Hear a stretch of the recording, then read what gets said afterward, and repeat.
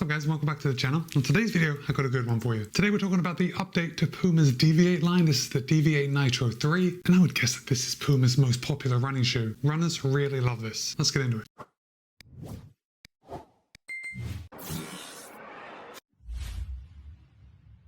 Let's get these disclosures out of the way. Puma was good enough to send me this pair of the Deviate Nitro 3 for the purpose of review. However, they haven't told me what to say, they don't have any editorial privileges, and all the thoughts and opinions are my own. With that said, you're going to be able to pick up a pair of the Deviate Nitro 3 for $160, and of course I'll place links in the show notes below in case you want to pick up a pair for yourself. So before we get into all the specs, the materials, the Puma Deviate Nitro 3 is made for...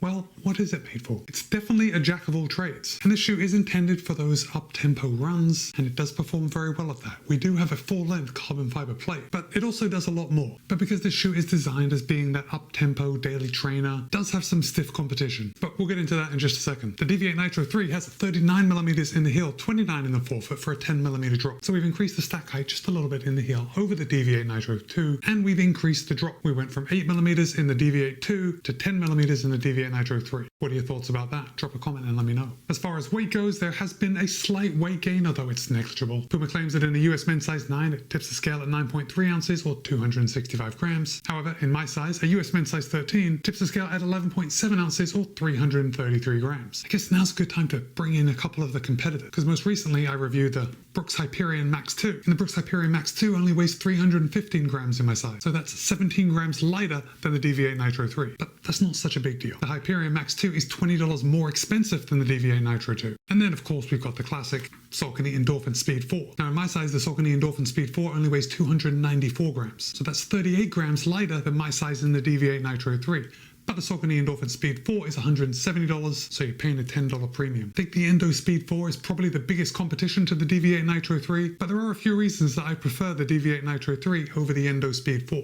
Moving on, let's start at the top and work our way down. Let me hold this up for you. You can see Puma's got a pretty good amount of padding around this heel collar. Padding is definitely biased to the top of the heel collar. When your heel goes in, you do get a good lockdown around your heel. At least that's what it feels like when you put your foot in. Oh, I should just say that the Deviate Nitro 3 does fit true to size. Fits me the same as most every other shoe, and definitely the same as every other Puma shoe I've run in before now. So we've got the heel collar padding. The heel counter is semi-rigid. I mean, it's fairly rigid, but I can kind of push in there, so I know they don't have a big piece of plastic giving it support. What we do have is this piece on the back, like it's a spur or a little shark fin on the back, and I want to say it's adding some rigidity to the back of the heel, but it's actually fairly soft, so I think it's probably more of a design element. Puma has upgraded the entire upper. We're now using an engineered knit, and that's so the upper moves with your foot a little better. However, as someone that is generally not a fan of knit uppers, I absolutely love this knit upper. I mean, I don't know how well you can see it on camera, but this thing is so breathable right here in the toe box. It's really very lovely. And of course they're using different weave patterns on different parts of the upper just to give that upper a little structure. Got a few overlays. We already mentioned that shark's fin on the back,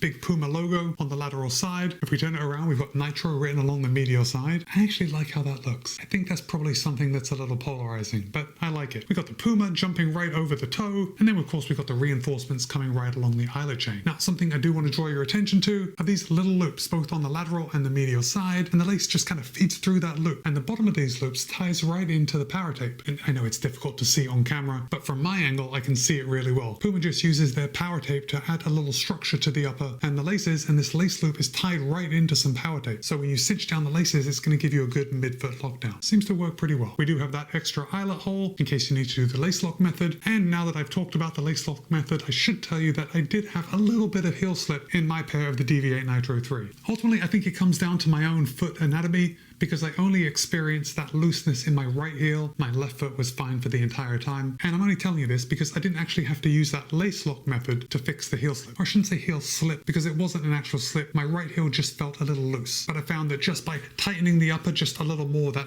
made the problem go away completely. But if you've already run the Deviate Nitro 3, I'd love to hear your experience with that, specifically the heel slip. Oh, I didn't talk about the tongue, which is surprising because the tongue is one of my favorite parts.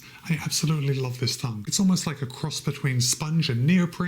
It's super thin. There is a little bit of additional padding right in the center, right where the laces are going to come across your foot. I didn't experience any lace bite, but really at this point in time, it would be more surprising if I did experience lace bite. But the tongue is fairly breathable and it's gusseted on both sides, but mostly I just love the way it looks. I think it's a sharp tongue, and it's super thin, which is always good in my book. Okay, moving on down to the midsole. Now this is a very similar setup from the Deviate Nitro 3. Puma is using a dual density setup. On the bottom, as this label implies, we have nitro foam, and then on the top, Puma is using nitro elite foam. foam. Now the Nitro Elite is a nitrogen infused PBA, and this nitro foam beneath is just a little firmer, and it's a nitrogen infused TPEE foam. I think it's a good combination. Now, as I already said, there is a carbon fiber composite power plate that runs from heel to toe. The power plate is forked in the front, and that carbon fiber power plate actually makes the shoe fairly rigid, which now that I'm actually trying to bend it, I realize is quite surprising. But hold on, we'll get to that in the ride section.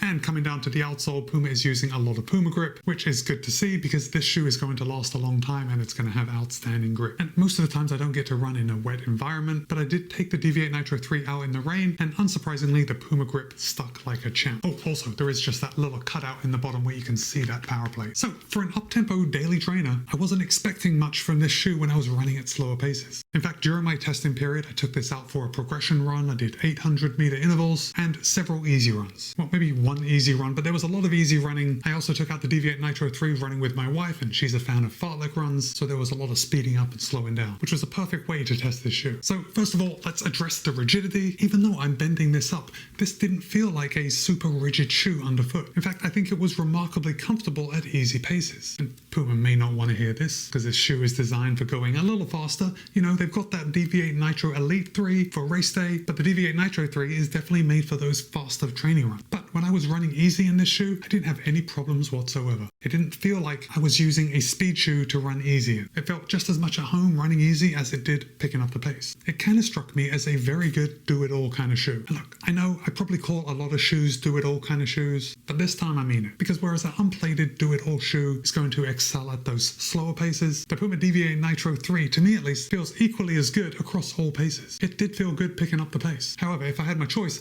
I probably wouldn't take this shoe out again for intervals. I thought it was fantastic running at just a tempo pace, but when I was trying to run faster, for me, even though the Deviate Nitro 3 felt smooth, it crossed my mind that I could probably be running faster in a lighter shoe, which is going to come to a surprise to no one. When you're really trying to put in an effort, you become a lot more aware of the extra weight in a shoe that's more designed to be a daily trainer. But for picking up the pace during those tempo efforts, those progression runs where you need to start slow and build up, this really hit the nail on the head. Now, I said at the beginning that this shoe does fit true to size. I thought it had a great amount of room in my toe box, and it fit my midfoot perfectly. However, if we look at the bottom, we can see that this is a fairly narrow platform. And I know I do have slightly narrow feet, so I think that's why that this shoe fit me very well. So if you do have slightly wider feet, I'm not sure if the Deviate Nitro 3 is going to fit you quite as well as it did me. Now, I did bring up earlier how this shoe is in a class with a lot of competition, but the way that the Deviate Nitro 3 excels over the competition is that it definitely seems better well-rounded, especially if you'd like to compare it to that Endorphin Speed 4. I actually don't enjoy taking the Endorphin Speed 4 out when I'm just running easy. It just doesn't feel as good. Definitely feels good when you're picking up the pace, but at slower paces, not so much. I think the Brooks Hyperion Max 2 is a good competitor, but it's slightly firmer. It's also slightly lighter, but that wasn't really noticeable underfoot. The main difference between the Brooks Hyperion Max 2 and the Deviate Nitro 3 is the ride, and I think that probably comes down to the geometry. We got a nice heel bevel here, we got a nice toe spring, and overall the Deviate Nitro 3 just feels smoother,